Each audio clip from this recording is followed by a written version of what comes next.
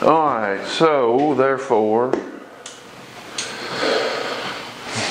does anybody have anything you want me to address that you're wrestling with? Quick question. Yes, sir.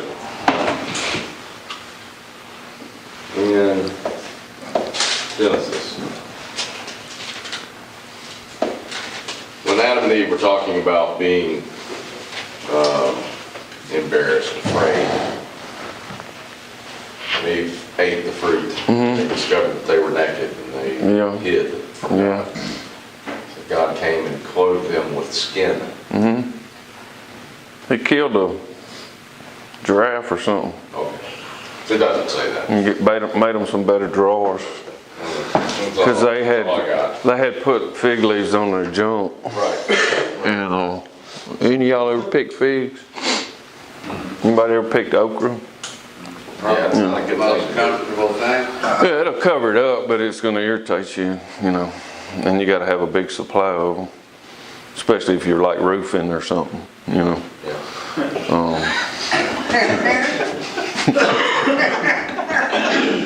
Yeah.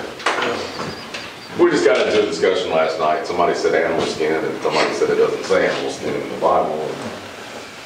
It says skin. So, Skin, I don't know. you know, it went from Baptist to Pentecostal to the ancient alien answers. And just get your thoughts on it. What, the Eve bit Satan's apple? Yeah. Yeah. Kind of. In the fall was having sex. Kind of. And the skin was the skin that we all now Cut off. wear. Yeah. Or cut off. Yeah. Could go there too. Didn't, but it could. I don't know. Right. You know.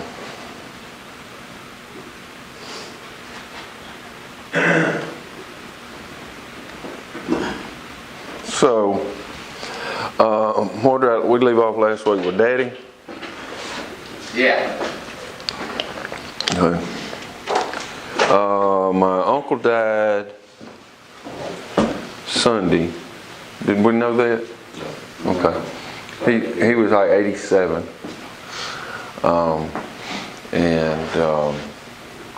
And nobody could find Daddy. Because he'd buy burner phones and they would run out and he'd go buy another one. I guess he didn't know about charging them or something, but so he never had the same phone number. But anyway, they found him and he came Monday maybe. I think Monday or Tuesday, something. And because he didn't have a phone, when he came up I-20, he didn't take the 459 exit and ended up downtown Birmingham on 2nd Avenue North at the police station. But he didn't know the address to tell nobody nothing, so he drove around and around Ensley looking for how to get to Mountain Brook, you know. So.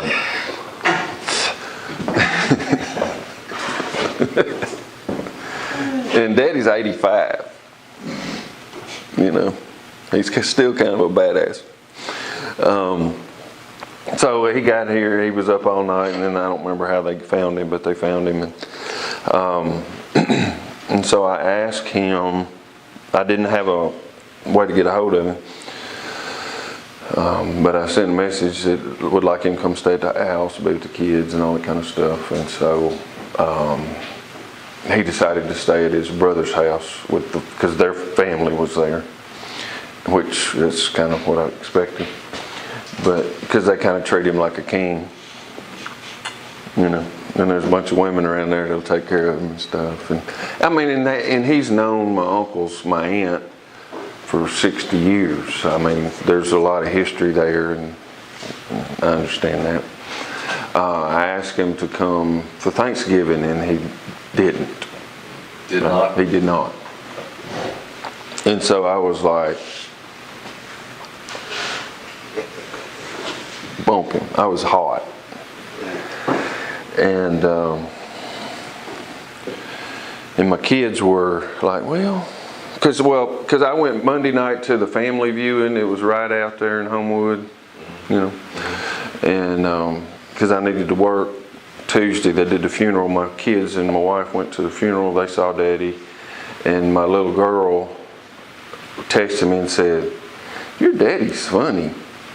And he's cute," which was sweet. And my oldest boy got to be around him, and it was very interesting for them. So anyway, Thanksgiving, we did our own Thanksgiving with the kids. All of them were there, and told them, because I was hot, so I got them around to talk and said, "What do y'all want to do?" And kind of their thing was, well, we don't really know him, but it's interesting. You know, it kind of hurt their feelings a little bit, which really, that's what made me angry. And so we decided we'd go after that afternoon. And then me and Aaron fixed the garage door opener. We had to, some of y'all helped me with that, because I had to replace the gears in there. It wasn't that hard. The only problem with it is when you move the trolley, you don't know where it is in the cycle. And so it wouldn't ever open. So anyway, I had to figure all that out. And about 5 o'clock we went over there, and I was remembering our conversation. I was saying, you need to chill, you need to chill. Just watch and see what happens. And so we got there, and there's this, because Daddy was about 6'2", now he's about 6 maybe. You know, he's 85. And we walked up, and it's kind of like you didn't know what to do. So, because we used to hug and stuff when we shook hands. And the kids told him hi, hugged his neck. We went in there and sat around the table and ate and talked. And my daughter asked him about my mama, because she's named after my mama. He told stories about Korea a little bit. He never have gotten into that much. And it was really, I think it was really good. And then one thing I noticed about me is I was not an asshole, and I didn't capitulate either. Because my daddy's favorite time of life was the 1950s when he was at Louisiana Tech and whatever.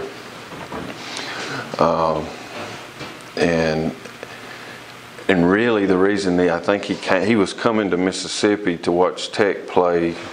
Yeah. Anyway. So his brother did him a favor and died conveniently, so you know. Come on over. Yeah. But I found myself watching him interact with my kids and talking to him like I talked to another person. Yeah. Like when he was full of shit, I didn't call him out or whatever, but you know, I kind of checked him a little bit. He didn't say a word about my hair, which was different, you know. But he told somebody this might be in his last trip. So, but I think it reconnected my children with the generations, I think. Yeah. So, Yeah. my daughter has written him a letter, and was going to send him pictures, and my cousin got him some kind of old person phone, I think. Because I was going to buy him a phone and hook him up, and then after he did that, I'm like, Yeah. you know. Sure. So, I mean, it wasn't bad, and frankly, I hadn't thought about it again That's good. since this weekend, till right now. You know. I met your daughter Sunday at church. Yeah, Sonny introduced me to her. yeah, Short kid, present. she is funny as shit. Yeah, she's pretty funny. She's sharp emotionally and, you know, relationally. I mean, she's good at school too, but she's an artist person, but she's the one that the boy was dogging her out on the school bus, calling her Dick, Dick, Dick, Dick, you know, when she was little. And I helped her figure that out. Because he was older than her, and you know, and he's picking on her, and I told her, no, baby, and she was just scared of getting on the bus. I said, no, you need to look forward to him saying that. Let me tell you what to do. I said, just make sure there are a lot of people listening, and when he says something to you, say, what? I didn't hear what you're saying. Get him to say dick a lot. And then say, and laugh and go, you know, I think you just like how that word feels in your mouth.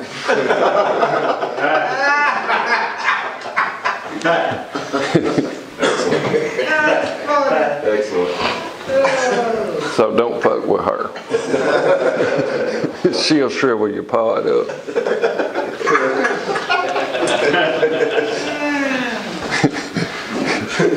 He didn't mess with her no more.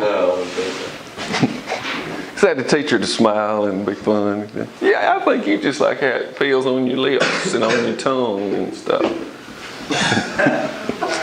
And she was 10. Did he even catch on to what she was saying? Huh? Did he even catch on to what she was saying? Oh, yeah. Oh, okay. Yeah. Because he's the one that was doing all the dick stuff to start with. You know, he was probably 12, 13. He was aware of dickness and its functions. And so, well, I'm glad you met Jackie, because she's really cool human being. So, I don't think it changed the nature of the universe, but, you know, a long time ago I figured I needed to honor my father. And I used to think honoring my father meant doing everything he wanted. You know? And it wasn't. You know, I lived in guilt in this weird kind of relationship, and then finally I figured out I need to honor him. He wants to, his most important thing in his life is Louisiana Tech football. Knock yourself out. I mean, because he gets free passes. He's on the sidelines during the games. If you see this a little white hair, he's not white, but he's salt and pepper. 85-year-old dark-headed dude with glasses that look like me. That's my daddy. You know, he still wishes he could get out there and hit somebody. You know. So, you know, knock yourself out. Have fun. And he's got some woman, I forget her name, Martha or something.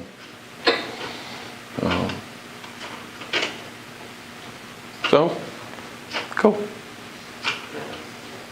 And my kids probably ain't thought about it again either. My daughter she goes Sunday at lunch, she goes, oh, I got to write him a letter. I mean, she ain't thought about it a whole lot.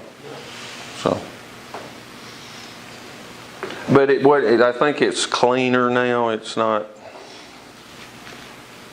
I mean, it was real. It's what it was. So, you know. But I wasn't mad, or I wasn't sad. I wasn't afraid. I was mad I was mad anticipating it, playing out all these scenarios like we do, and then I'd have to go, shut up, just chill, see what happens. Breathe a little bit. Let's go see. Part of me was going, fuck it. I ain't going nowhere. Bastard. I mean, really, that's what I was. And, you know, I thought the whole thing about, and it's so stupid, I'm 50-something years old. But I thought we was going to have this deal about how long my hair was, and, you know, I had 3 or 4 answers I was going to say, you know, I'd say, shut up. You know? And we hugged at the end, and I didn't make no cracks about Oh, yeah. Aaron, my middle boy, plays the piano. Daddy kept saying, "You need to play the piano for me. I got a keyboard out in the thing." And because my daddy's thing has been for 30 years. And where does he live?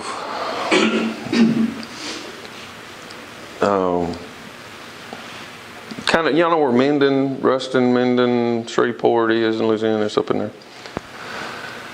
Bernice is where he lives.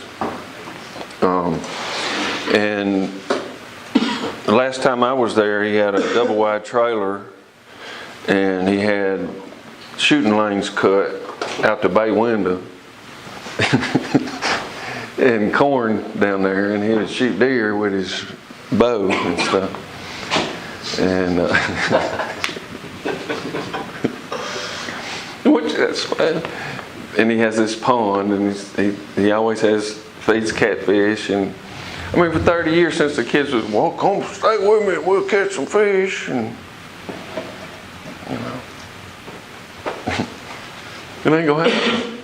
Oh yeah, so he kept telling Aaron to come play the keyboard for him. And one thing I did say is, the piano's at the house. Basically, if you want to hear him play, you need to come over yonder. That was only smart. I wasn't really smart ass. It's just like, fuck no. You know, he's not your little monkey. He's going to do a trick for you. Fair. But I was smiling when I said it. So that's all right. No. So anyway, that's Daddy. Because when I was 28, I decided I was a daddy now, and so it's fine. And you're going to have to do that, Grantland. You know, this battle between you and your daddy's got to stop sometime, you know. Or I'll beat your ass. Okay? All right. So, okay, Adam and Eve, anybody else got anything? I got something we can play with a minute if you want, but it's very vague. Josh, you got anything? No? Just walk around barefoot. That's what you...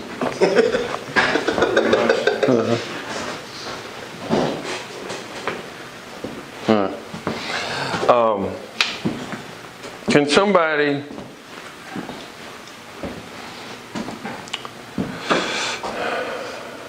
what is or how are we like a candle flame? Yes. We keep it lit.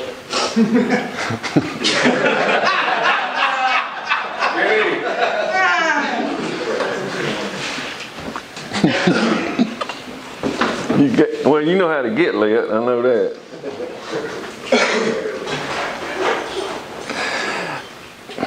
We're fine until the storm blows up.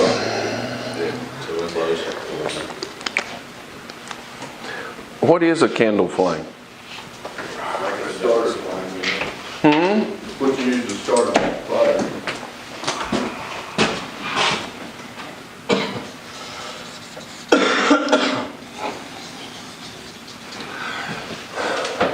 Basically, we think of a flame as a thing.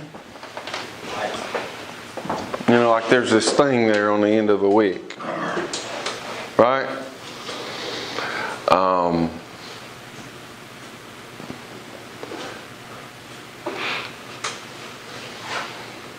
But moment by moment, it's never the same thing. It's gas that's burning. It's a shape. You know? It's not a... it's a pattern. Similarly, the meat we walk around in there's not a single molecule in your body that it was present 7 years ago in you. It's always changing. There's a pattern that we kind of recognize, like, well, that's a flame, and that's a you, but it's always changing. You know?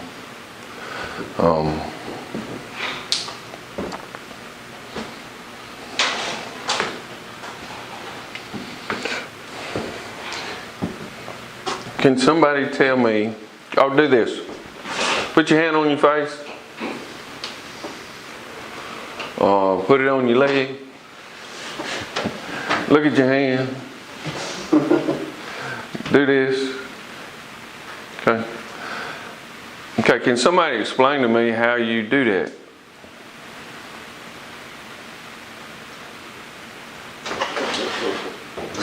Your brain tells you. How does your brain tell you? What is it? Who is it telling? Build the muscles. How do you tell them? Just works that way. It just works. Years of practice. Huh? You practice. Learning from a baby up. You don't know how you do that. It's the answer.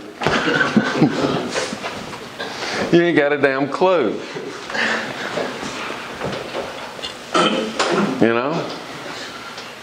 I mean, you're not sitting there telling your small and large intestines what to do with that stuff you ate for breakfast. But you're doing it. You just like you opened your hands, you don't know how you do it intellectually. You can't describe it in words. You might say that a nerve fires here and there and the muscles contract but you know, I mean, you grew your own muscles. And all these molecules getting replaced and you got, you know?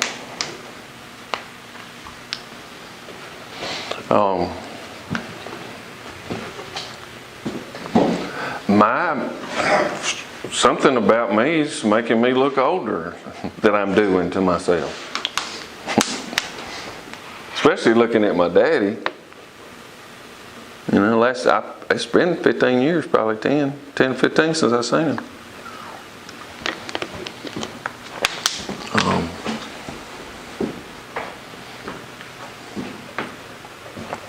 And you talked about getting lit there, Einstein, right?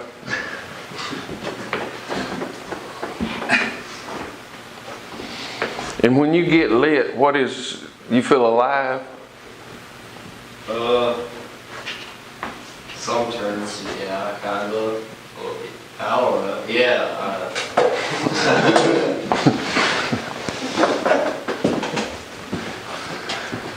You want to burn this mother down? Anybody remember disco days? Burn this mother out, I think the name of it was. Was it Shaka Khan that sang something like that?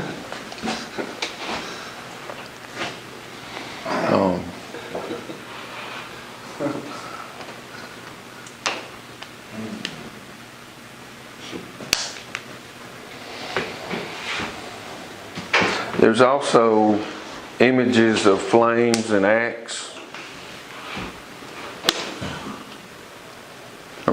Right? When the Holy Spirit came down and there's like this little Methodist flame that got on everybody's head. Any of y'all Methodists? Y'all got a flame, right? They have Pentecost. Yeah. When it happened. Or if you went to Lee University. Go Flames. Right? That's Cleveland. Mm-hmm.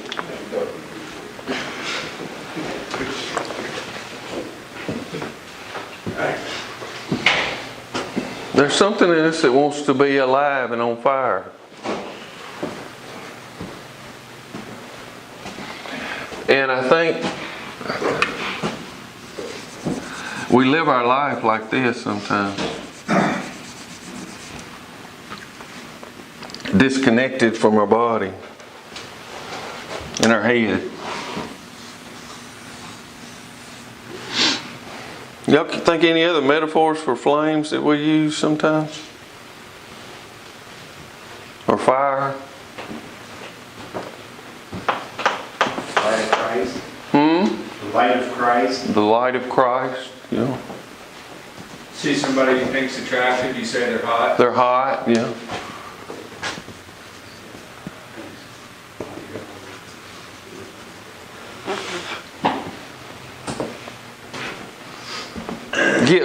Get lit, that's my favorite.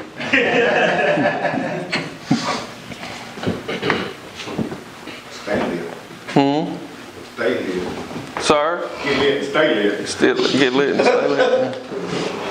That's better. That's the name of my boat in Florida. Get lit. Yes, sir.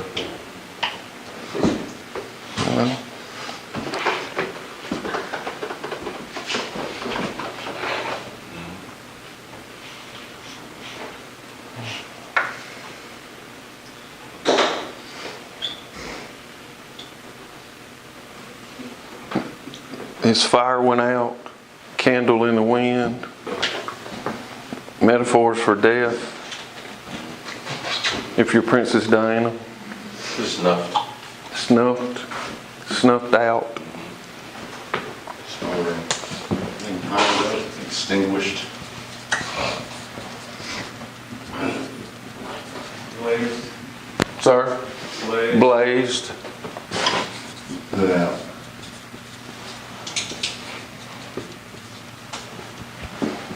And put out. Also sexual, ain't it? Right? No.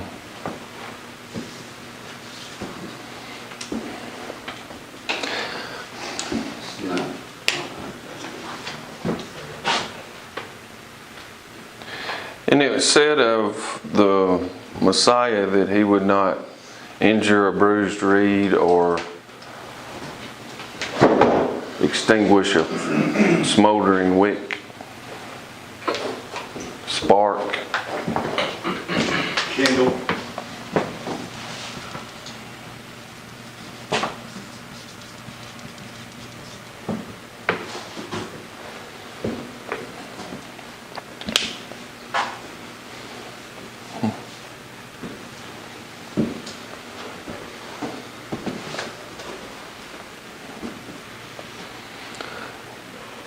Does anybody in here feel like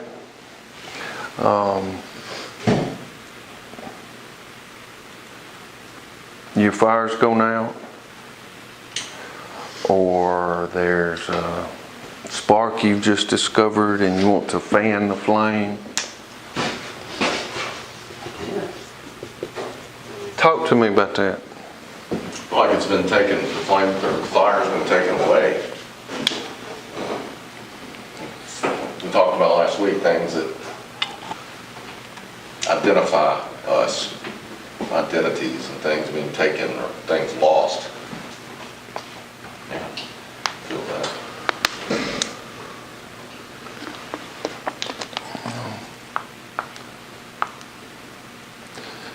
Has anybody ever felt like life has been like 2 tons of wet shit and burlap you're buried under? Besides me. Absolutely. But there's some spark still left no matter how much shit and burlap we're buried under.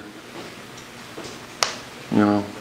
Because, you know, Josh, 2 or 3 weeks ago, you was wanting that spark to go out. I don't know how you are today. But it's a stubborn ass spark, ain't it, baby? Yeah. I don't always, I wouldn't say I feel like, you know, the flame goes out or like there's a wet blanket, you know, applied or something like that, but honestly, like, I'm even drunk, but, I feel like there's almost like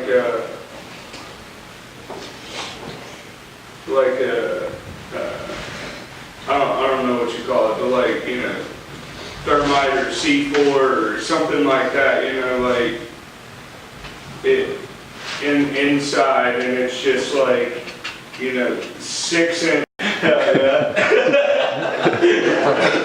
You fucked up a lot of shit.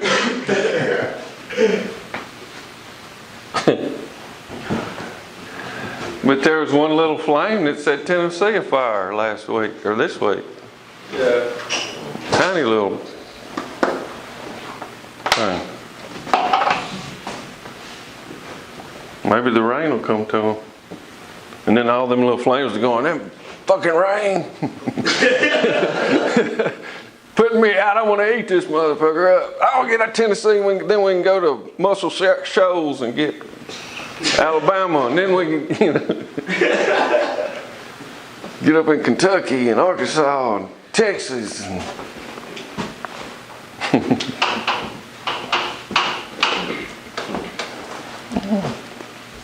Are you thinking, or in terms of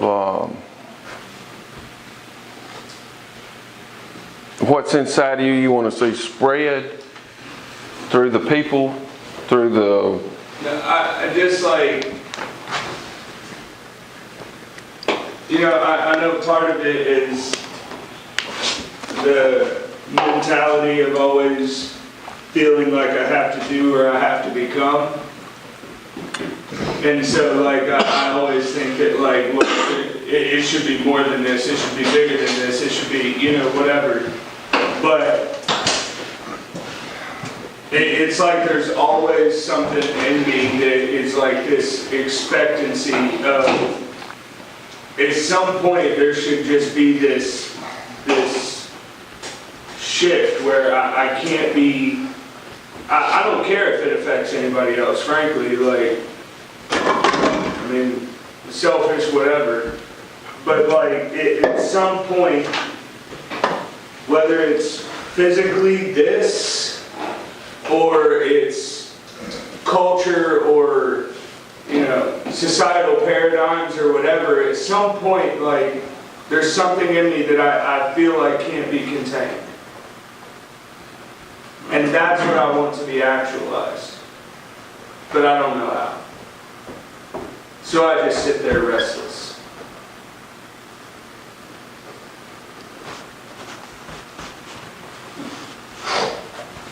So is your blanket that keeps your flame from burning to its full potential?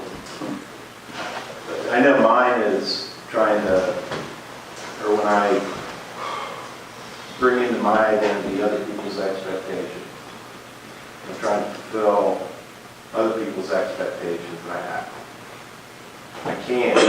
And then I do want to explode. And I do get to that point where I have no chance of acting the way that you want me to. And then, boom, then I explode, then I go. Well, it's not even like a negative connotation of like, I'm tired of being pushed down and I want to, equal and opposite reaction, push back. It's that it's like if somebody put dynamite or, C4 in this can completely sealed. The whole life of this can, that C4 has been in there. But C4, you can throw it on the ground and not shit's gonna happen. It's not, it's like there's something that just has to, there's some type of shell that just has to just be broken off.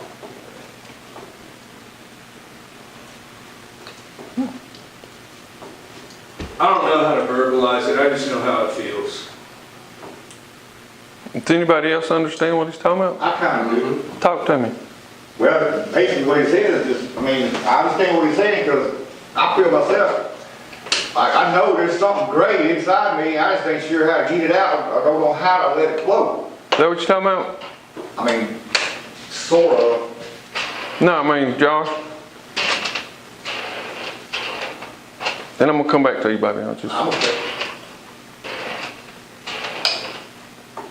I don't even know, like, I don't think it's like some type of like higher calling or something like that. I don't know what it looks like, man. I just know it's like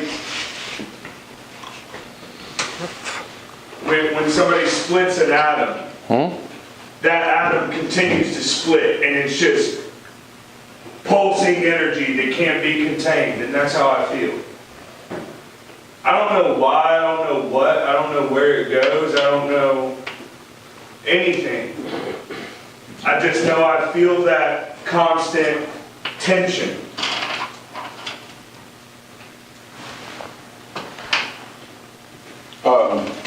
Just by listening, I think I have a few things here I might be able to add. Basically, what I'm gathering is that you have no true identity. Based on my past, I don't know anything with 27 and a half years of being high and drinking. I'm pretty much socially retarded because I haven't known anything else. I really don't know my personality. The flame could be many things. It could be oil, fuel, or it could be a candle. I'm waking up to a new lifestyle, being sober if I want to continue down this path. I'm sitting in my second rehab, listening, reading, the same situation with a different environment. Go ahead. Greatness. Tell me what greatness. There's something great in you. Well, I just feel like there's more to me.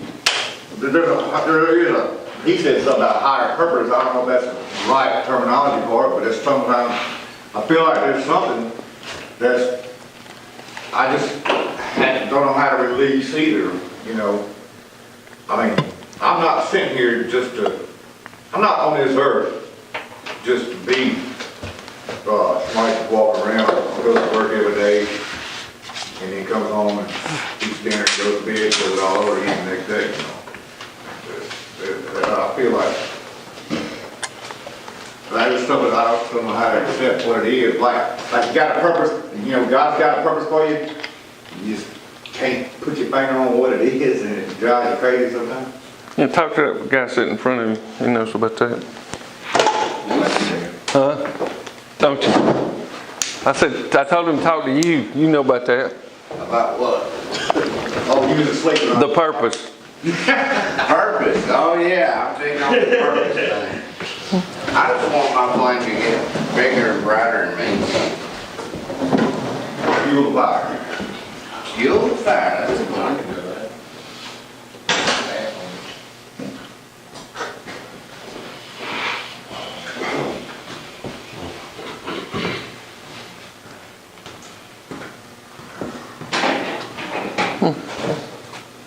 Anybody else have any thoughts on that?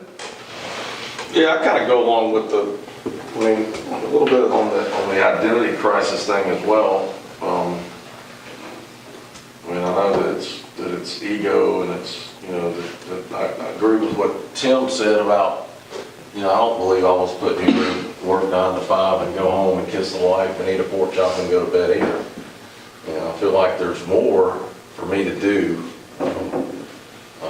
But I also think that I have to be careful because I know that, you know, that it wasn't Kai, it was Captain Kai, and it wasn't Kai that rode horses, it was the horse trainer that everybody wanted.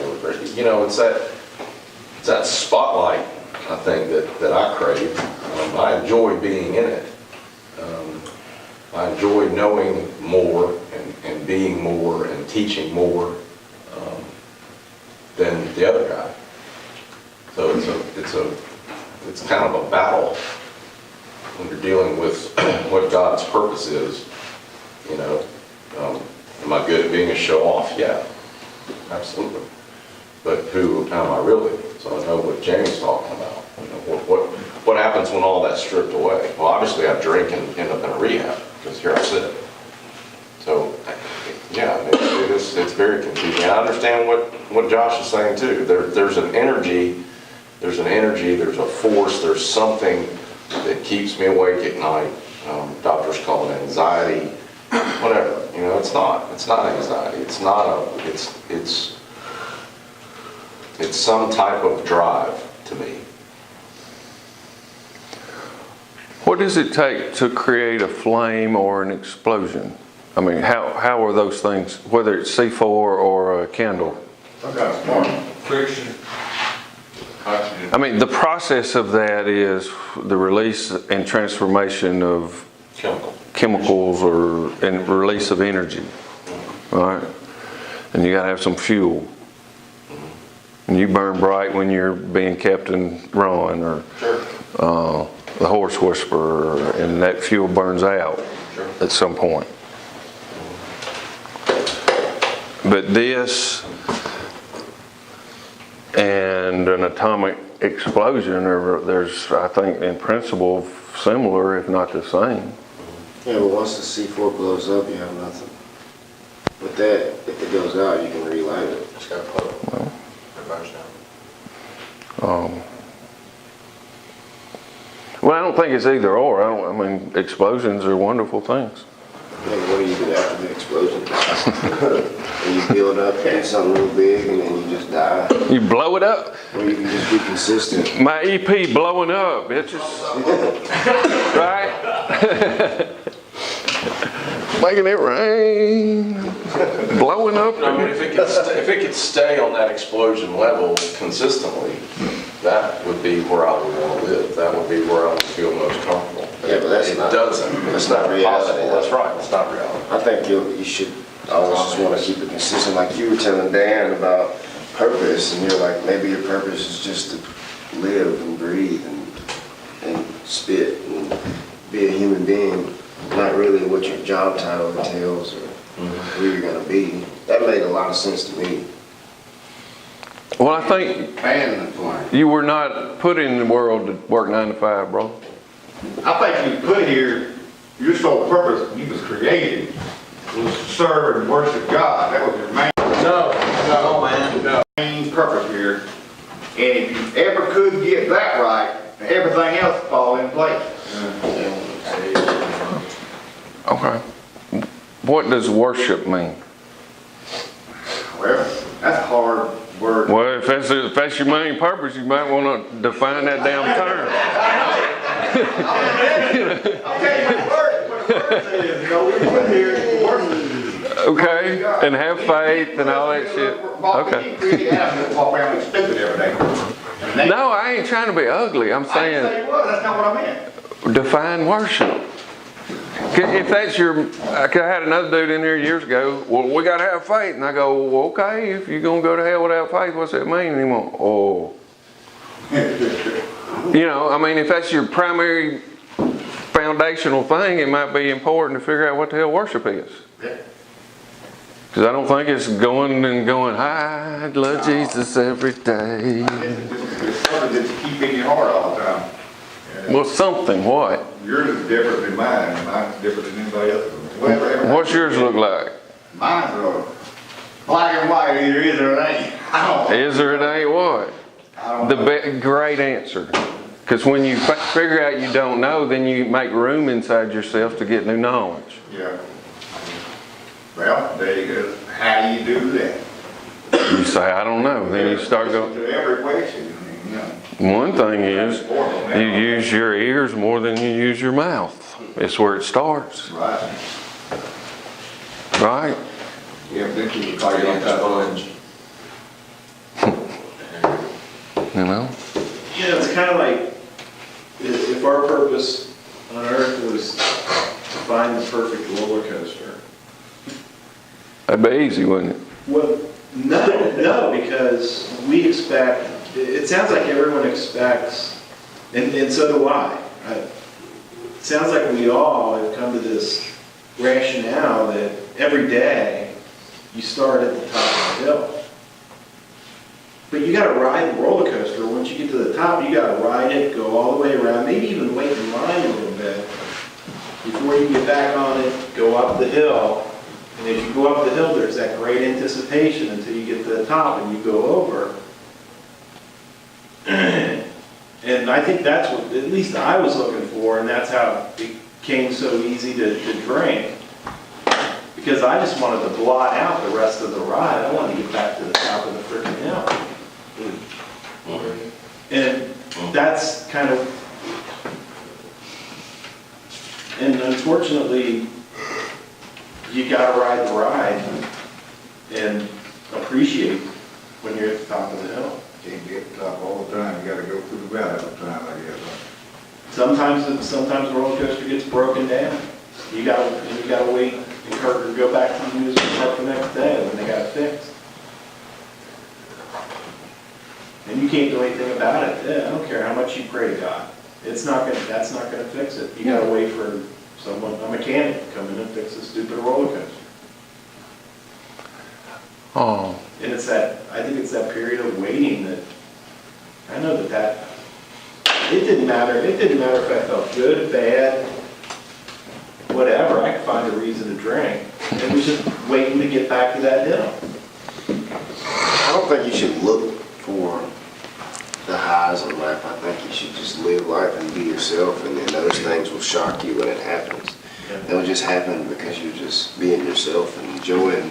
Like, I enjoy simple stuff like going home and being with my kids and watching them do their thing and just simple stuff like that. And then sometimes something amazing will happen throughout my life and it'll be a shock and I'll ride that and then come back down to a steady pace. I don't really expect to just be like this great thing. You know what I mean? Like I'd like to be the flame, like he was saying, because if my flame goes out, and it does sometimes, I can just relight it just by going back to who I am instead of just trying to be C4 and doing all this process to make the C4 and then you just blow up one big time and now you're over with it.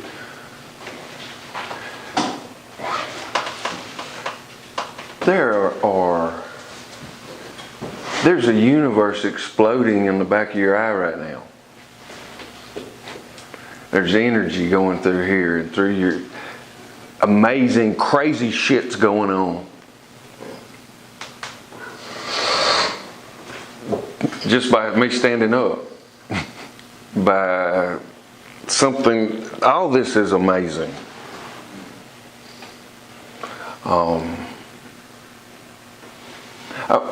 And would you say, or would y'all agree that all creation worships God? Huh? I mean, in Romans, what did Paul talk about? All creation groans. You know?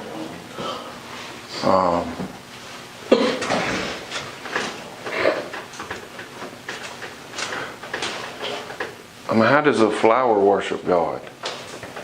By blooming. Just being a flower? By not dying. Well, I mean, dying depends on if you're on the flower side or the bacteria side. If you're on the bacteria side, that flower dying, you're going, we're killing it, you know. But that's amazing.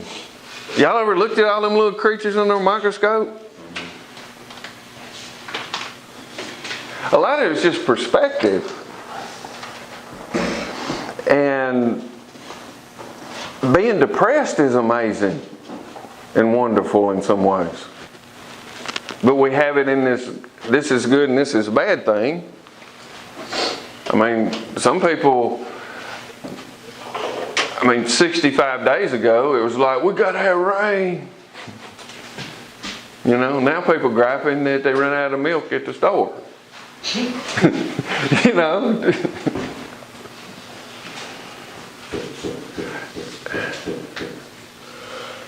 Because even when you're at Disney World behind all the Germans, you know, you can go, y'all ever been to Disney World and you get your fast pass but it still takes 2 hours, you know. There's amazing shit going on in 2 hours that you're standing in line. You know. A little flame set Tennessee on fire.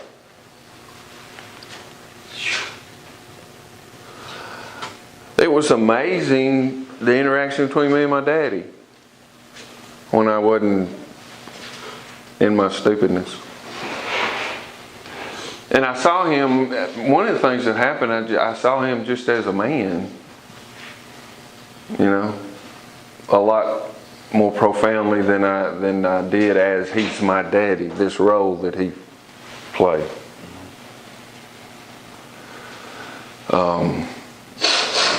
There's amazing crap's going to happen when you start chewing your food in a minute. And it's going to release all this energy or begin this process.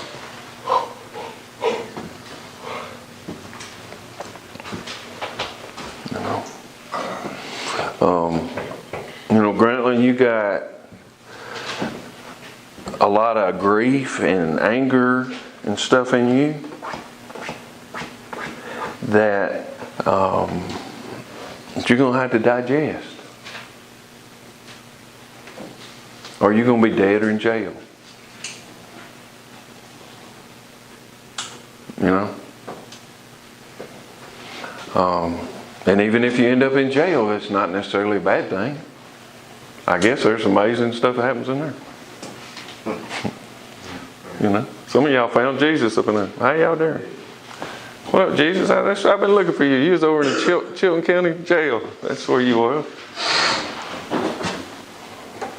You know? But I think there's some degree or some sense in which if I'm a C4 or if I'm a candle flame, I don't know that any more than I know how I open my hand. I just do it.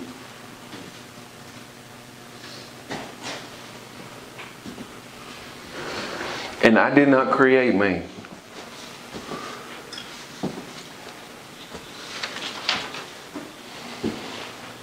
And I have all these ideas about what I ought to be,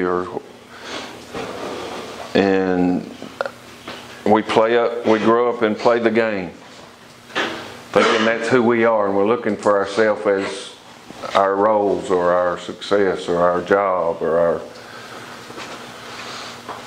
whatever.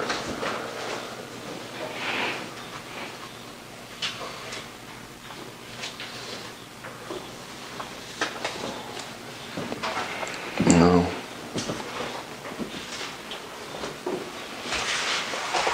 And I'm finding at this point in my life, the most fun stuff is when I'm surprised. And I spent 40 years trying to know it all and be good at things.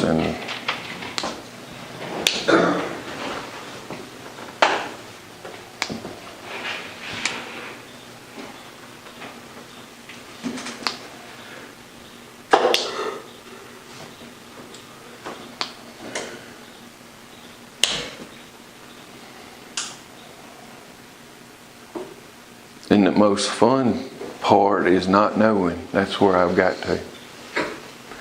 And one of the main definitions in the scriptures we use about faith is that Abraham was reckoned righteous. Why? Because of his faith. And how was that described? He left his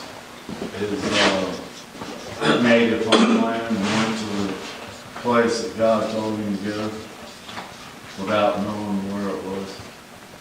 Abraham was reckoned righteous, or right. That's what righteous means. Just right, correct. Not because he was a good person, because he was not.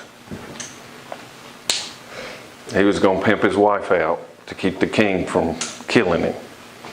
Let him hit it, baby. Go on. Just let him hit it and we'll go in the morning. You know, he had his side bitch had a baby, and then and it was Sarah, his wife's idea, to get him a little side action so they could have a kid. And then Sarah got pissed when the woman got pregnant, because the woman was like, "You dried out old pussy bitch, look at me. Your shit's all don't even work. It's got cobwebs up in there and dust and stuff." And Sarah's like, "You bitch! You bitch!" And every day she'd be in Abraham's ear. "This woman," and Abraham finally says, "Shit, these women. Send the bitch and the little boy out in the desert to die. I mean, he didn't have to go to child support court, baby daddy court, nothing. That's cold-blooded. He was not a good man. Okay? None of all these heroes were good people except for Joseph, and he just thought he was better than everybody. You know? He had some ego issues. He had ego issues so bad his brothers was going to kill the little shit. So he woke him up one night. Hey, I had this dream. I had a big haystack, and all y'all's haystack was bowing down to me. And they're now, we're going to kill this bitch. And the moon and the stars bowed down, and his daddy goes, what? Your mama and me and your mama going to bow down to you too? That's Joseph. You know. It says Abraham was reckoned righteous because when he was called, he went out not knowing where he was going.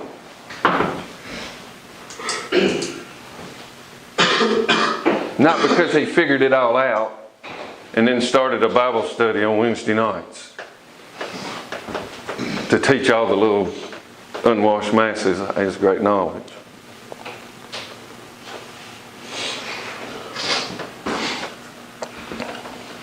I mean, if the patterns of that story anyway is that there's a place, purpose may be a good word for it or whatever. But I ain't gonna know it till I get there. And Josh's unique pattern of that might be different from yours and different from mine and different from other people's. But it's also on the most profound level, from what I'm hearing in here, we all share it to some degree. It's all the same too. We may talk about it different. You know, there have been times when I have wanted to break shit. And have. You know?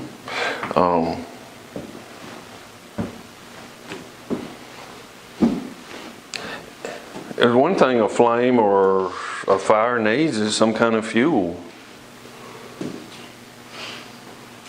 You know?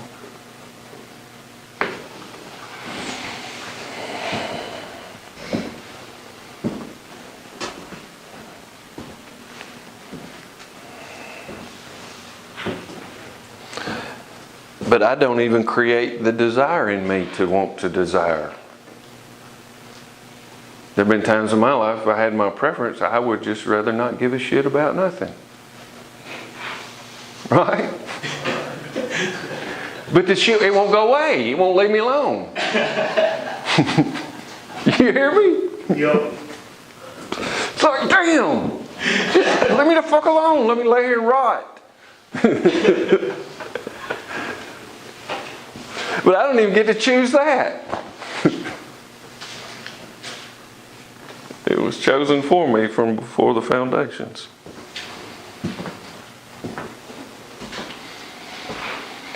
In all these games that we play, what happened to Evil John?